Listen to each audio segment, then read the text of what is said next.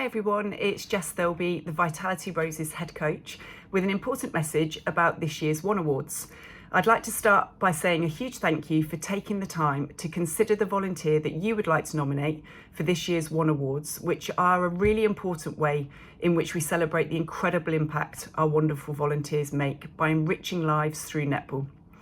This year's nominations will close in May, and regional judging panels will then determine the winners across 10 categories, before the regional winners are then invited to the National One Awards, which will take place later this year. I'm going to share a few tips for your nominations that will hopefully help them to stand out to the regional and national panels when they read through the thousands of nominations that we will receive from across the country. So starting, tip number 1, connect to the criteria. Make sure that what you write gives the panels evidence that they need to make informed judging decisions. If you're not clear on the details, the panel won't be able to judge your nomination in the way that it deserves.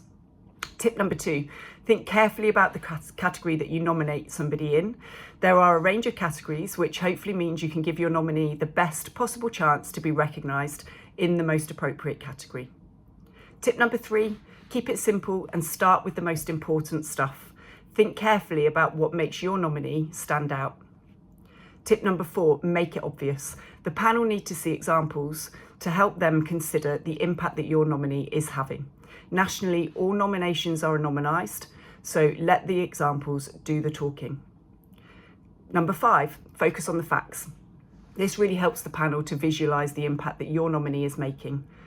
Number 6, stick to the word count. If nominees are close, this can end up being a really critical factor. And finally, don't leave it till the last minute. Do talk to others and combine efforts where you can. Consider adding the voices of different people of different ages from within your club and community, such as a player or a committee member or even a parent. Remember, it's much better to submit one brilliant nomination rather than several individual ones. Finally, once you've submitted your nomination, please don't forget to give yourself a huge pat on the back and know how grateful we are, but also how grateful your nominee will be that you've taken the time to nominate them for a One Award this year. Having attended the One Awards myself, it's a really special occasion, and you hold the ability of making that person feel incredibly special on the evening. So good luck, and thank you very much for taking the time to nominate our incredible volunteers.